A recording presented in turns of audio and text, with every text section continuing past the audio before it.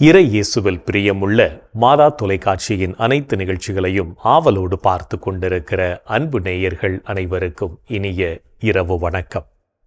ஒவ்வொரு நாளும் இந்நிகழ்வின் வழியாக நமது நல்வாழ்விற்கு தேவையான பல நல்ல சிந்தனைகளை நாம் தெரிந்து கொண்டிருக்கிறோம். இன்றும் ஒரு அருமையான சிந்தனையைத்தான் நான் உங்களோடு பகிர்ந்து கொள்ள ஆசைப்படுகிறேன். நாம் ஒவ்வொருவரும் வாழ்வில் முன்னேற்றம் காண வேண்டும் என்று நினைக்கிறோம்.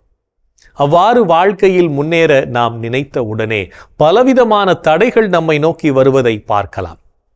தடைகள் 1000 இருந்தாலும் மற்றவர்கள் நம்மை பற்றி பேசக்கூடிய வீண் வார்த்தைகள் நமக்கு ஒரு பெரிய தடையாக இருக்கிறது என்பது நாம் அறிந்ததே. மற்றவர்களின் வார்த்தைகளை நாம் ஒரு பொருட்டாக கருதாமல் வாழ பழகும் போதுதான் நாம் நினைத்ததை சாதிக்க முடியும் என்பதை புரிந்து கொள்வோம். எனது எண்ணம் எனும் வீட்டினுள் உனது எண்ணங்கள் ஆட்சி செய்ய முடியாது என்று சரித்திரத்தில் சாதனை படைத்தவர்கள் எத்தனையோ பேர் உண்டு. நாளைய கல்வெட்டுகள் நம்மை பற்றி பேச வேண்டுமானால் இன்றைய தடைகளை நாம் தகர்த்தெறிய வேண்டும். நாம் நமக்கென ஒரு வழியை அமைத்துக் கொள்ளவில்லை என்றால் நாம் விரும்பும் சரியான திசையை நோக்கி நம்மால் பயணிக்க முடியாது என்றுதான் சொல்ல வேண்டும். தனக்கென தனி வழி வகுத்து கொண்டவர்கள்தான் இன்று உலகில் வாழ்ந்து கொண்டிருக்கிறார்கள், சரித்திரம் படைக்கிறார்கள் என்பதை உணர்ந்து கொள்வோம். வாழ்க்கையில் சரித்திரம் படைத்தவர்கள் எல்லாம் தங்களது வாழ்வில் தங்களை மட்டப்படுத்திய வார்த்தைகளை மனதில் ஏற்றுக்கொண்டதே இல்லை. மறந்தும் கூட மற்றவர்கள் தங்களது தனித்தன்மையை வெல்ல விடவில்லை. எனவேதான் இன்று மதிப்பிற்குரியவர்கள் பட்டியலில் மங்காத ஒளி பெற்று விளங்குகிறார்கள் என்பதை உணர்ந்து கொண்டு மதிப்புக்குரியவர்களாக வாழ நம்மை பயிற்றுவிப்போம். குளிர்காலத்தில் யாரும் வெளியே செல்ல விரும்புவதில்லை. ஆனால் கோடை காலத்தில் மாலை நேரத்தில் நாம் அனைவரும் எப்போதும் விரும்புகின்ற இடம் நிச்சயம் கடற்கரையாகத்தான் இருக்கும்.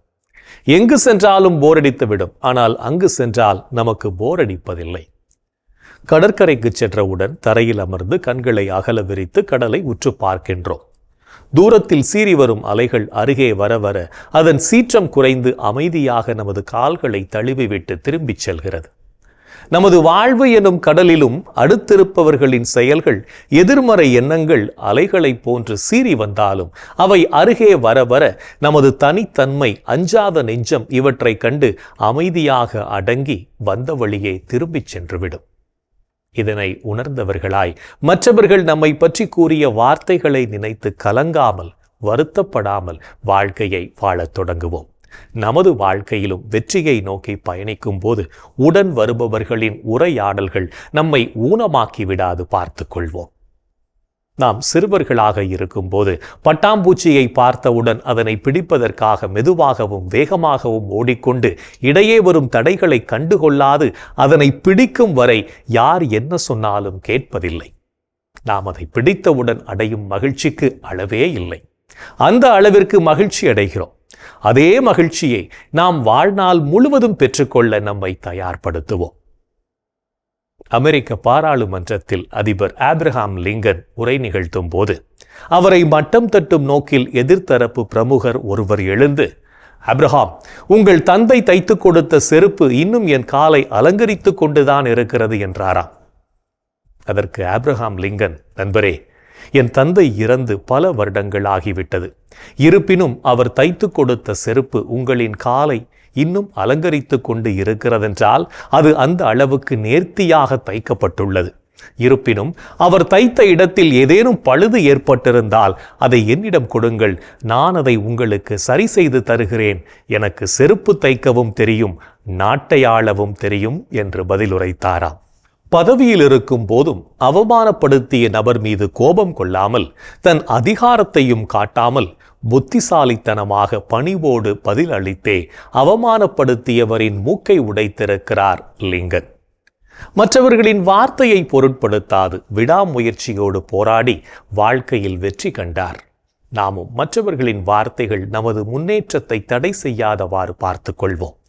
இன்றைய தினத்தை எடுத்துக்கொள்வோம். இந்த நாள் முழுவதும் நாம் மற்றவர்களின் வார்த்தைகளை நமது வாழ்வின் முன்னேற்றத்திற்கு தடைக்கல்லாக எடுத்துக்கொண்டு வாழ்ந்தோமா என்று யோசித்து பார்ப்போம். மேலும் இந்த நாளில் நமது செயல்பாடுகள் எப்படிப்பட்டதாக இருந்தது என்று நம்மையே நாம் கேட்டு பார்ப்போம்.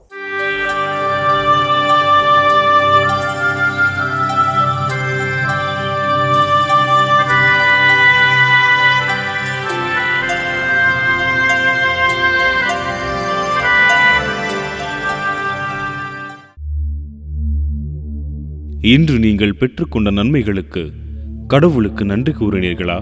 தந்தையாம் கடவுளுக்கு நன்றி செலுத்துங்கள். அவர் இறை மக்களுக்கான ஒளிமயமான உரிமை பேற்றில் பங்கு பெற உங்களை தகுதியுள்ளவர்களாக்கியுள்ளார். இன்று நீங்கள் ஆண்டவருக்கு ஏற்புடைய செயல்களை செய்தீர்களா? நீங்கள் அனைத்திலும் ஆண்டவருக்கு உகந்தவற்றை செய்து அவருக்கு ஏற்புடையவர்களாய் நடந்து கொள்ள வேண்டும். இன்று நீங்கள் உங்கள் அருகில் உள்ளோரின் தேவைகளுக்காக இறைவனிடம் பரிந்து பேசினீர்களா? அனைவருக்காகவும் மன்றாடுங்கள், இறைவனிடம் வேண்டுங்கள், பரிந்து பேசுங்கள், நன்றி செலுத்துங்கள். இன்று நீங்கள் உங்களுக்கு ஏற்பட்ட பிரச்சனைகளுக்கு மற்றவரை குறை கூறினீர்களா? நாம் இன்று இப்படி இருப்பதற்கு நாமே பொறுப்பு. இனி எப்படி இருக்க வேண்டும் என்று விரும்புகிறோமோ அப்படி நம்மை செய்து கொள்வதற்கான ஆற்றலும் நம்மிடமே உள்ளது. இன்று நீங்கள் நீதிக்காக போராடிய நேர்மையாளரை குற்றவாளி என தீர்ப்பளித்து செயல்பட்டீர்களா? நேர்மையானவரை குற்றவாளி என தீர்ப்பளித்து கொலை செய்தீர்கள். ஆனால் அவர் உங்களை எதிர்த்து நிற்கவில்லை. இன்று நாம் எப்படிப்பட்ட செயல்களை செய்திருக்கிறோம் என்று நம்மையே நாம் திரும்பி பார்த்த வேளையில் பல செயல்கள் இறைவனுக்கு ஏற்புடையதாக இருந்தாலும் சில செயல்கள் இறைவனுக்கு எதிராக அமைந்திருக்கும். அத்தகைய தருணங்களுக்காக மனம் வருந்தி மன்னிப்பு கேட்டு மனத்துயர் மன்றாட்டை ஜெபிப்போம்.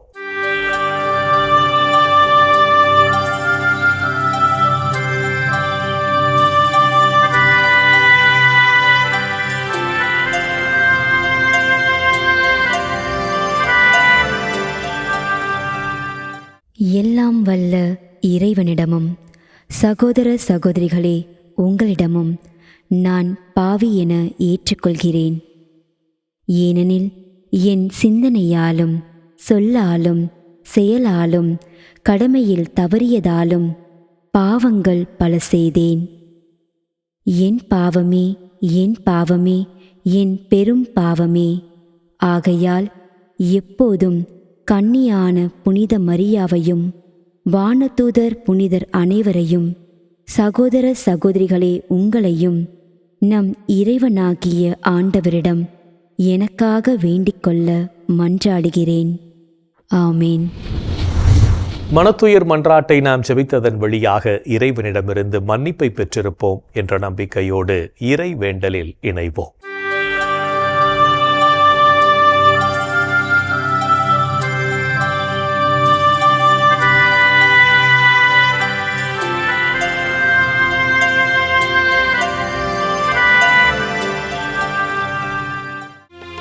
இறைவா இறைவா எமக்கு துணை புரிய வாரும்.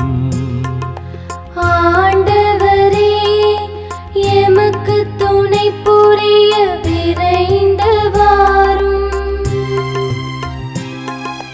தந்தைக்கும் மகனுக்கும் தூய ஆவியார்க்கும் மாட்சி உண்டாவதாக. தொடக்கத்தில் இருந்தது போல் இப்பொழுதும் எப்பொழுதும் என்றென்றும் இருப்பதாக. ஆமென்.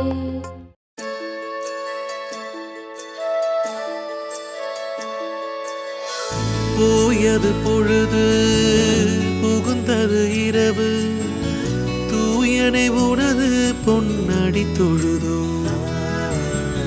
நேயமையெல்லாம் ஏதமும் நீக்கி நீயமையாண்டு காத்தருளையா.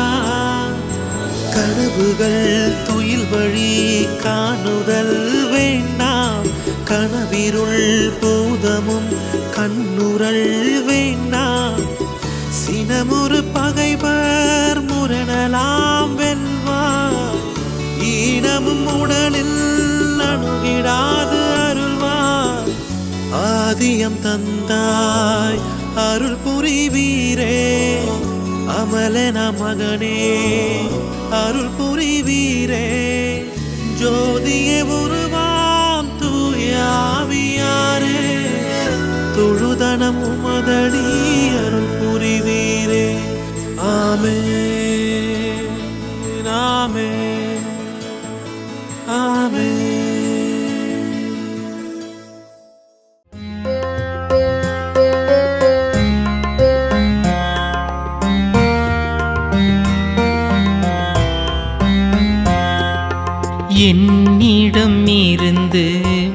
உமது முகத்தை மறைத்துக் கொள்ளாதேயும். ஏனெனில் நான் உம்மீது நம்பிக்கை வைத்துள்ளேன். என்னிடமிருந்து உமது முகத்தை மறைத்துக் கொள்ளாதேயும். ஏனெனில் நான் உம்மீது நம்பிக்கை வைத்துள்ளேன்.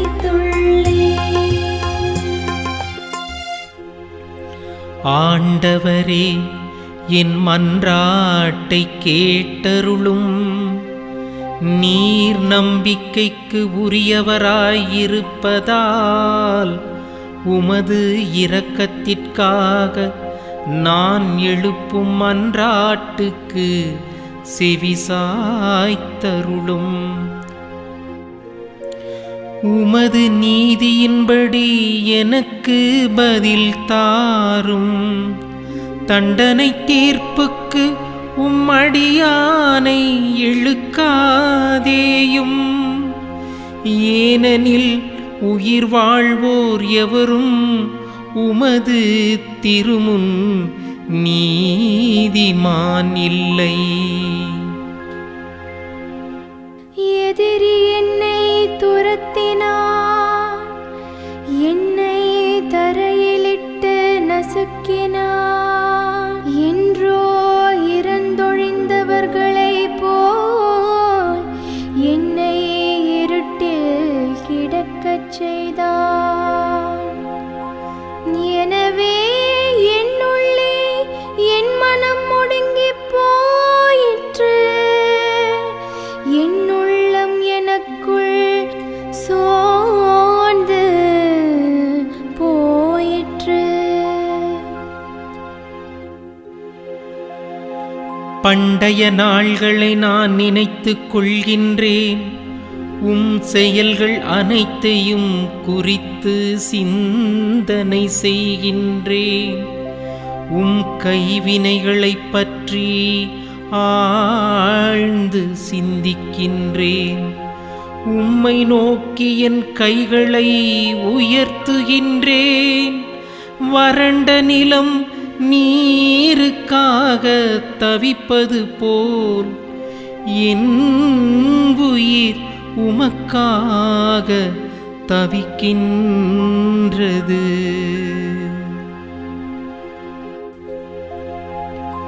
ஆண்டவரே, விரைவாக எனக்கு செவிசாய்த்தருளும். ஏனெனில் என் உள்ளம் உடைந்து விட்டது. என்னிடமிருந்து உம்முகத்தை மறைத்துக் கொள்ளாதேயும். இல்லையெனில் படுகொலி செல்வோருள் ஒருவராகிவிடுவேன். உமது பேரன்பை வைகரையில் நான் கண்டடையச் செய்யும். ஏனெனில் உம்மீது நம்பிக்கை வைத்துள்ளேன். நான் நடக்க வேண்டிய அந்த வழியை எனக்கு காட்டியருளும். ஏனெனில் உம்மை நோக்கி என் உள்ளத்தை உயர்த்துகின்றேன். ஆண்டவரே, என் எதிரிகளிடமிருந்து என்னை விடுவித்தருளும். நான் உம்மிடம் தஞ்சம் புகுந்துள்ளேன். திருவுள்ளத்தை நிறைவேற்ற எனக்கு கற்பித்தருளும். ஏனெனில் நீரே என் கடவுள். உமது நலமிகு ஆவி என்னை செம்மையான வழியில் நடத்துவதாக. ஆண்டவரே, உமது பெயரின் பொருட்டு என் உயிரை காத்தருளும். உமது நீதியின் பொருட்டு என்னை நெருக்கடியினின்று விடுவித்தருளும். தந்தைக்கும் மகனுக்கும் தூய ஆவியார்க்கும் மாட்சி உண்டாவதாக. தொடக்கத்தில் இருந்தது போல் இப்பொழுதும் எப்பொழுதும் என்றென்றும் இருப்பதாக. ஆமென்.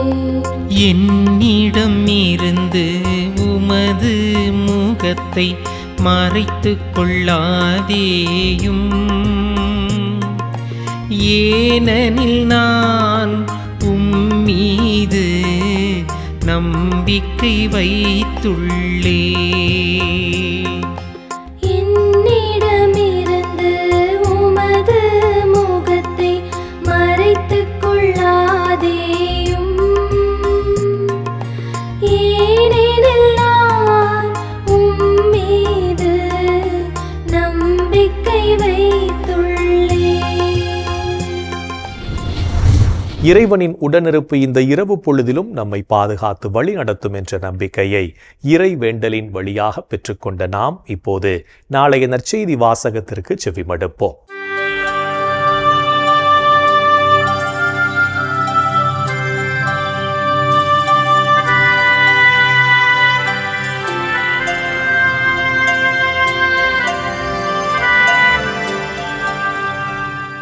நாளைய திருப்பலி வாசகங்கள். முதல் வாசகம் இறைவாக்கினர் எசாயா நூலிலிருந்து வாசகம். அதிகாரம் 49, இறைவார்த்தைகள் 8 முதல் 15. பதிலுரை பாடல்.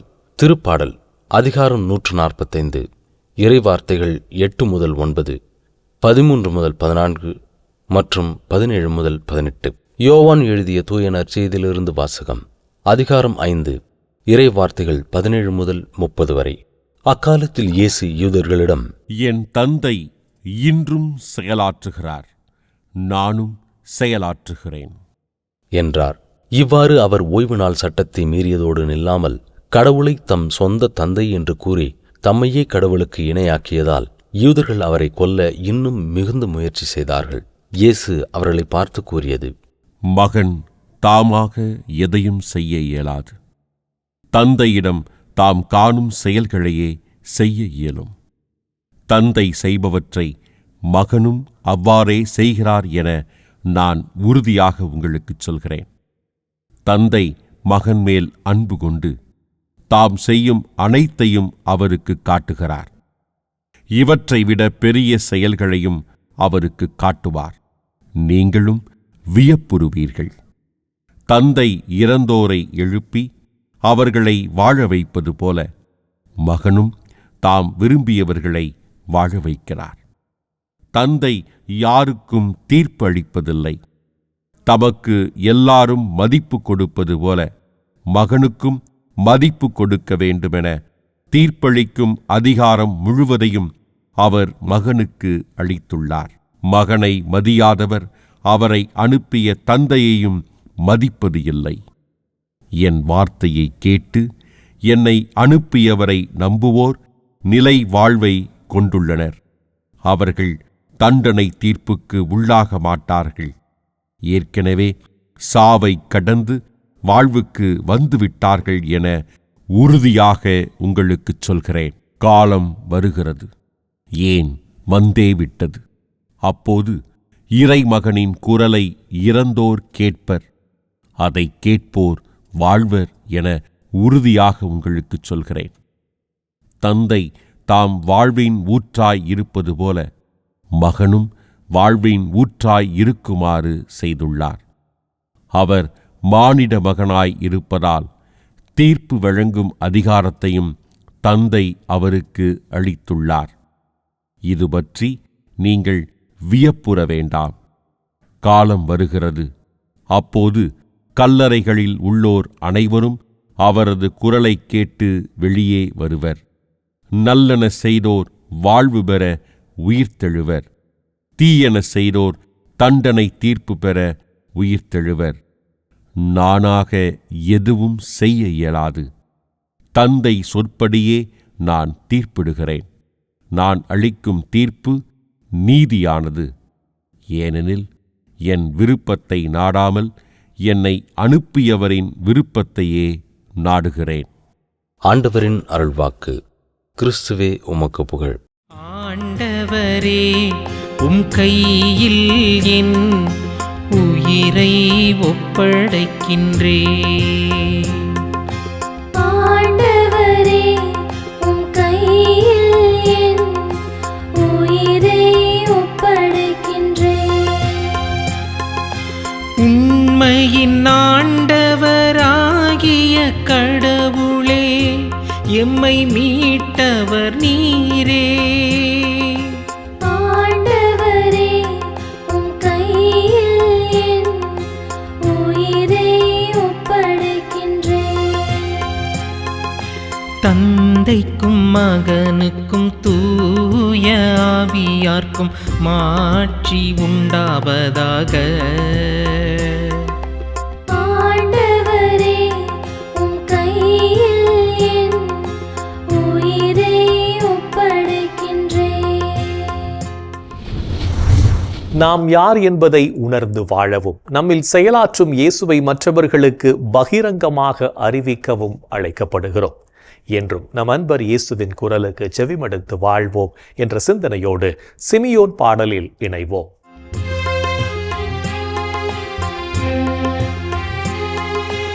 ஆண்டவரே, நாங்கள் விழித்திருக்கும் போது எங்களை காத்தருளும். நாங்கள் தூங்கும் போது எங்களை பாதுகாத்தருளும். இதனால் கிறிஸ்துவோடு விழித்திருந்து அவரோடு அமைதியில் இளைப்பாறுவோம். அவரோடு அமைதியில் இளைப்பாறுவோம். ஆண்டவரே, உமது சொற்படி உம் அடியான் என்னை இப்போது அமைதியுடன் போகச் செய்கிறேன். ஏனெனில் மக்கள் அனைவரும் காணுமாறு நீர் ஏற்பாடு செய்துள்ள உமது மீட்பை என் கண்கள் கண்டு கொண்டன. இம்மீட்பே பிற இனத்தாருக்கு வெளிப்பாடு அருளும் ஒளி. இதுவே உம் மக்களாகிய இஸ்ரவேலுக்கு பெருமை. தந்தைக்கும் மகனுக்கும் தூய ஆவியார்க்கும் மாட்சி உண்டாவதாக. தொடக்கத்தில் இருந்தது போல் இப்பொழுதும் எப்பொழுதும் என்றென்றும் இருப்பதாக. ஆமென்.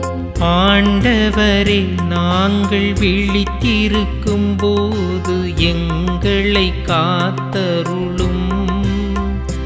நாங்கள் தூங்கும் போது எங்களை பாதுகாத்தருளும். இதனால் கிறிஸ்துவோடு விழித்திருந்து அவரோடு அமைதியில் இளைப்பாறுவோம். அவரோடு அமைதியில் இளைப்பாறுவோம். இறைவன் நம்மை ஒவ்வொரு நொடிப்பொழுதும் அற்புதமாய் வழிநடத்தி கொண்டிருப்பதை சிமியோன் பாடல் வழியாக உணர்ந்து ஜெபித்த நாம் இப்போது நாளைய புனிதரை பற்றி பார்க்கலாம்.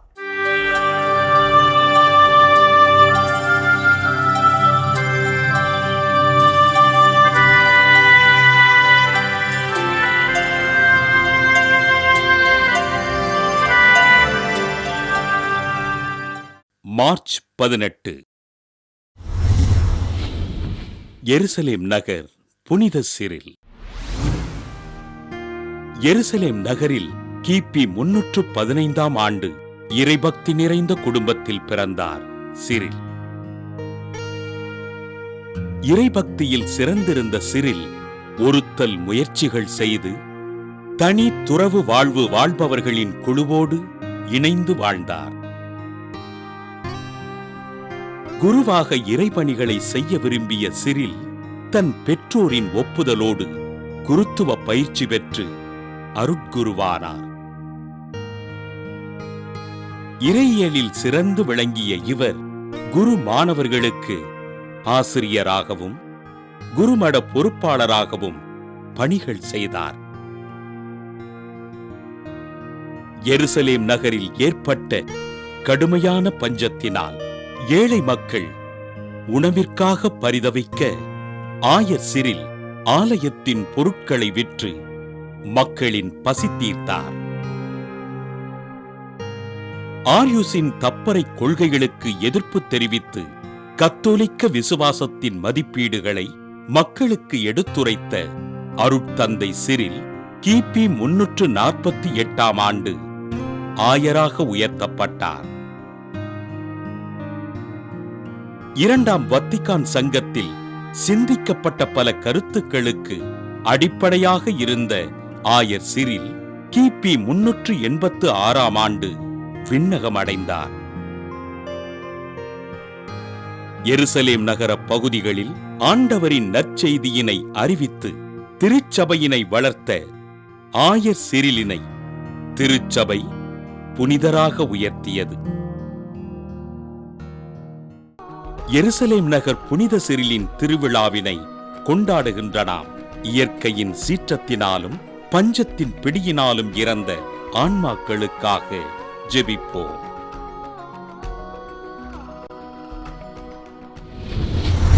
புனிதர்கள் ஒவ்வொருவரும் தங்களது வாழ்க்கையின் மூலம் இறைவனுக்கு சான்று பகிர்ந்து வாழ்ந்தவர்கள் என்பதை உணர்ந்தவர்களாய் நாமும் அவர்கள் வழியில் வாழ்ந்து இறை வழியில் பயணிப்போம் என்ற நம்பிக்கையோடு நாளைய தினம் நாம் காலம் தவறாமையை கடைபிடித்து வாழ்வோம். என் அன்பு சகோதரனே, சகோதரியே, கடவுள் நம்மை எவ்வளவு அதிகமாக அன்பு செய்கிறார், நம்மை எவ்வளவு அதிகமாக தன் அன்பின் கரங்களால் தொட்டு வழிநடத்தி கொண்டிருக்கிறார் என்பதை இன்றைய நாளில் நாம் பல நேரங்களில் உணர்ந்திருப்போம். இந்த கிருபைக்காய் கடவுளுக்கு நன்றி சொல்வோம். நமது திருச்சபையை வழிநடத்தி கொண்டிருக்கின்ற நம் திருத்தந்தை அவர்களுக்காக நாம் உருக்கத்தோடு மன்றாடுவோமா? எங்கள் அன்பே உருவான இயேசு ஆண்டவரே, பேதுரு அவர்களை நீர் தேர்ந்தெடுத்து உமது திருச்சபையினுடைய அனைத்து அதிகாரங்களையும் அதனை வழிநடத்தக்கூடிய ஆற்றலையும் நீர் அவருக்கு கொடுத்து அவர் வழியாக நீர் திருத்தந்தைகளை நீர் தேர்ந்தெடுத்து இந்த திருச்சபை வழிநடத்தி கொண்டிருக்கின்ற கிருபைக்காய் உமக்கு நன்றி சொல்கிறோம். எங்களது திருத்தந்தை அவர்களை நீர் ஆசீர்வதித்தருளும். அவருக்கு நல்ல உடல் உள்ள சுகத்தை கொடுத்தருளும். அவர் எடுக்கின்ற ஒவ்வொரு முயற்சியும் நீர் ஆசீர்வதித்தருளும். அவர்கள் செய்கின்ற ஒவ்வொரு பயணத்திலும் அவருக்கு துணை வாரும். இந்த திருச்சபைக்கு தேவையான ஒவ்வொரு காரியத்தையும் உமது அருளாலும் ஆவியாருடைய வழிநடத்துதலாலும் அவர் சிறப்பாக செய்து உமக்கு சான்று பகரக்கூடிய சக்தியை எம் திருத்தந்தை அவர்களுக்கு நீர் நிறைவாக கொடுத்துள்ளும்.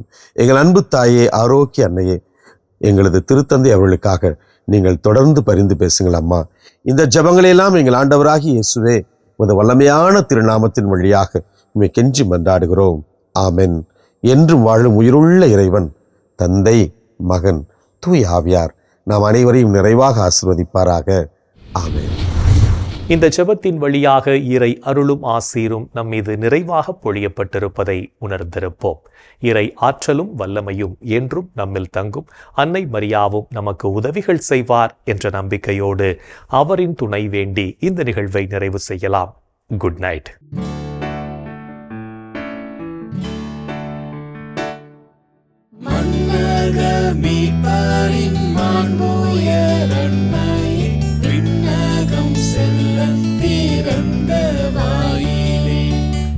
கடல் மீதொழில் விண்மீன் நீரை வீழ்ச்சி நின்றெழமோ என்றிடும் மக்களை ஆட்சி செய்து அவர் குதவிடுவே. இயற்கை வியப்புற இறைவனை ஈன்ற பின்னரும் கன்னியாய் நின்றே வானவன் கபிரியே